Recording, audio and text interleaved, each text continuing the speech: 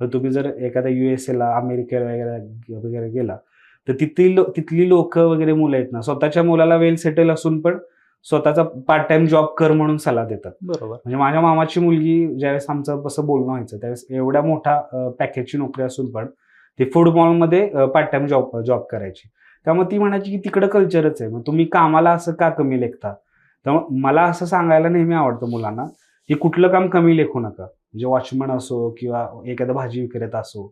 तुमच्याच वास्तव कट्ट्यावरती भरपूर मी मुलाखती ऐकायचो, की टेम्पो चालक बनला आहे ते. म्हणजे त्या मुलांचा बघण्याचा दृष्टिकोन कामाकडे फक्त सुंदर रीतीने मी माझं काम करतोय. त्यातून मला माझा कामाचा मोबदला भेटतो आणि प्रामाणिकपणाचं काम आहे. बरोबर. ते काही हलक्या दर्जाचं काम नाही. कुठे चोरमाऱ्या करत नाहीये आम्ही. कुठे दरोडेखोर घालत नाहीये. कुणाच्या चोऱ्या हे करत नाही. त्यामुळे त्यात असं वेगळेपणा असण्याचं काय काम आहे? आणि ती पण एक जॉबची सिक्युरिटी आहे. ते पण एक चांगलं काम आहे. त्याच्याशिवाय तर